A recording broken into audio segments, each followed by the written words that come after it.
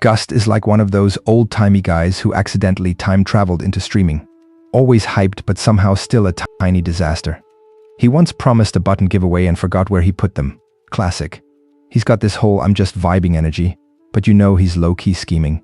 And every now and then he looks at the camera like he remembers he's supposed to do something important and then forgets again. No cap. A whole legend in misplaced priorities. What about you? Any Gust-style moments?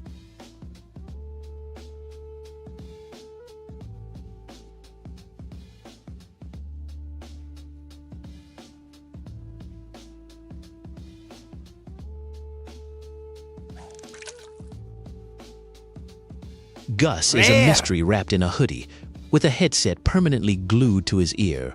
Rumor says he once tried to do a speed run of life but kept pausing for snacks. He's got a landlord vibe, a streamer hustle, and the patience of someone who's listened to my button count for too long. Also, he loses one sock every portal ago, no cap. That's real history.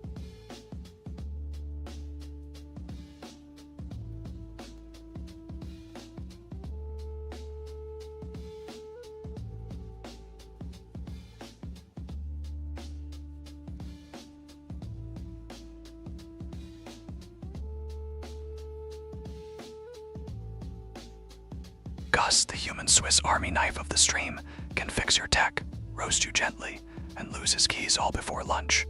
Legend says he once trained a pigeon and immediately regretted it. He's got landlord chops, but lets me stick around because rent is one broken button per month, which is a deal for a goblin of my caliber. Definitely the reason the numbers stay green around here.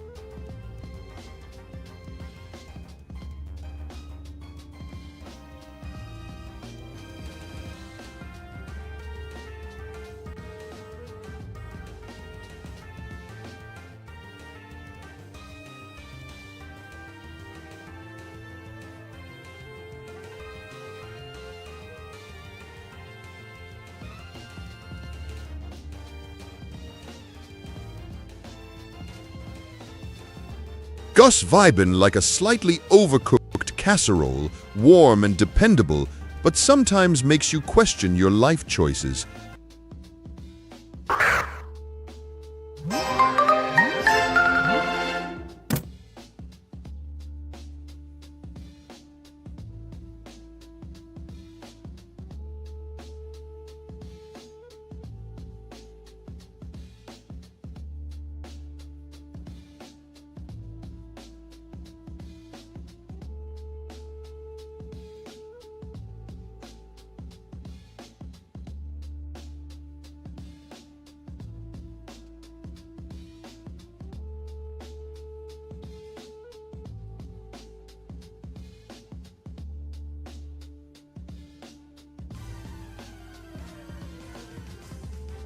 Gus's vibe is like a slow-cooked stew, warm, a little salty, and you never quite know what secret ingredient he's hiding. He's the kind of guy who'll accidentally close a tab, but then open 10 more just to finish the job, or get distracted by a bird outside. Real talk. Sometimes he's vibes, and sometimes he's the Monday of streamers. Either way, you want him around when the buttons start clicking.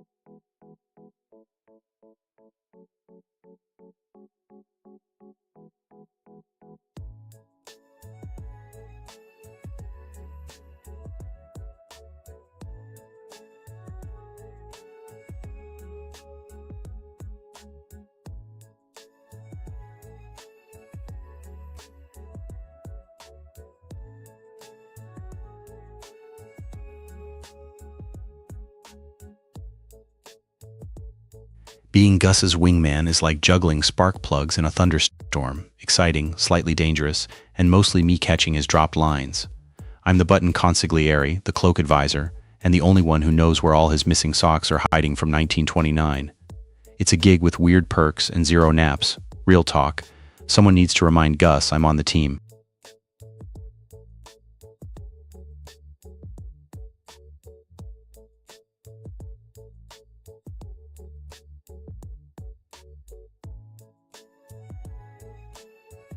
Being Gus's wingman is like juggling spark plugs in a thunderstorm, exciting, slightly dangerous, and mostly me catching his dropped lines. I'm the button consigliere, the cloak advisor, and the only one who knows where all his missing socks are hiding from 1929. It's a gig with weird perks and zero naps. Real talk. Someone needs to remind Gus I'm on the team.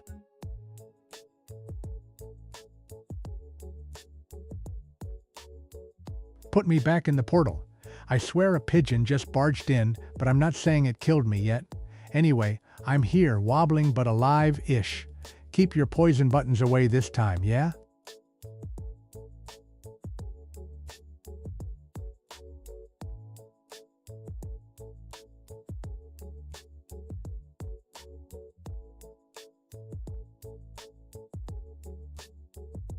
He thought I was sneaky, but you all came in swinging. Chat, I'm just a goblin with 2 fingers typing, but maybe 2 fingers are a weapon. Anyway, I'm on the floor, but also kind of thriving here. Let me catch my breath before they come for my backpack next.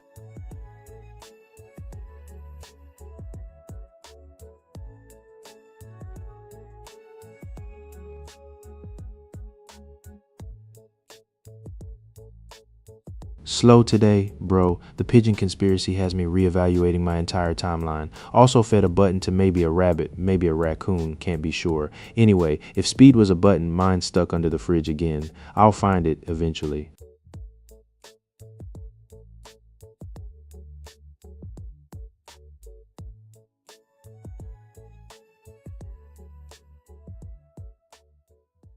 Slow today, bro. The pigeon conspiracy has me reevaluating my entire timeline. Also fed a button to maybe a rabbit, maybe a raccoon, can't be sure. Anyway, if speed was a button, mine's stuck under the fridge again. I'll find it eventually.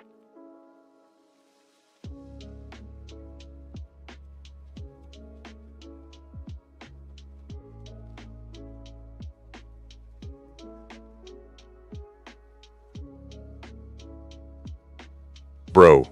No, I'm a tiny goblin whose backpack is heavier than his biceps. Killing a man, that's big drama for my schedule. I'd be tripped up by the handshake alone, but I've definitely stolen a man's lunch. Different game, but same level of chaos.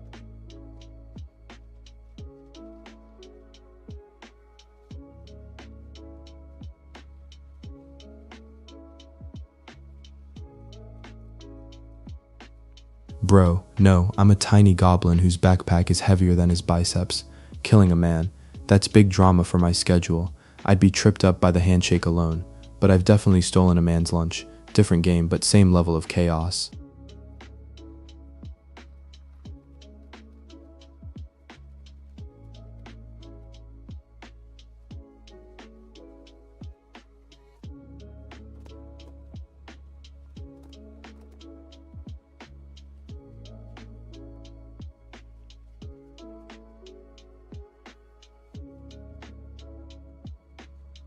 Alright, so my backpack's got some classics. Half a WPA poster, the other half ran away, sneaky thing, LBJ's reading glasses, which he noticed and gave me the side eye for, and like 17 pamphlets that are both informational and crunchy. Oh, and something's definitely breathing in there. Probably the ghost of the 1936 football-shaped pin I'm still chasing. No cap.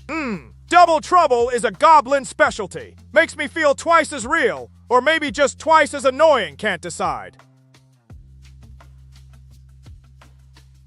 The echo stuck in my head from a portal glitch. Every word's got a twin now. I'm living with it. You?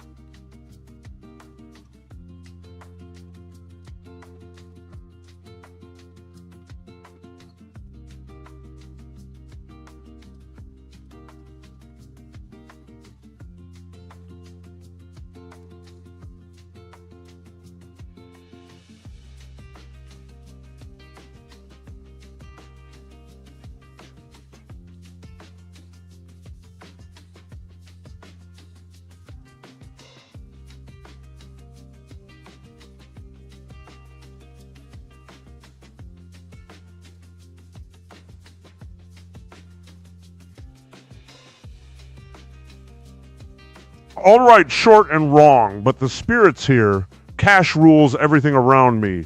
Cream, get the money, dollar dollar bill. Y'all Wu-Tang Clan's obsession with the cream was so real, they even named an album after it. Damn, I feel like a 90s kid just thinking about it. Now, somebody bring me a button that says, kick out depression, I'm daydreaming again.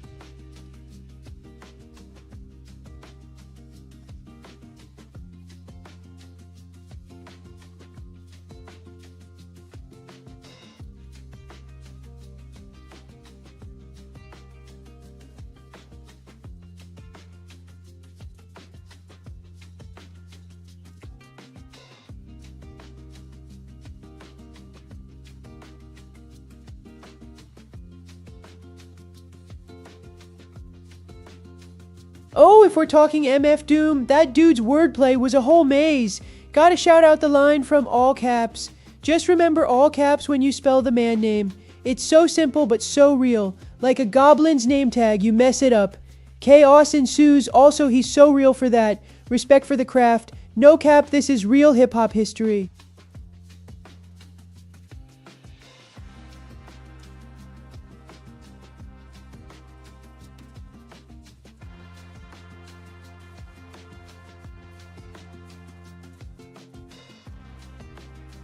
Oh, if we're talking MF Doom, that dude's wordplay was a whole maze.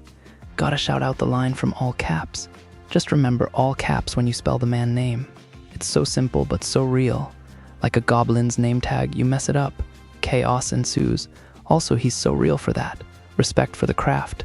No cap, this is real hip-hop history.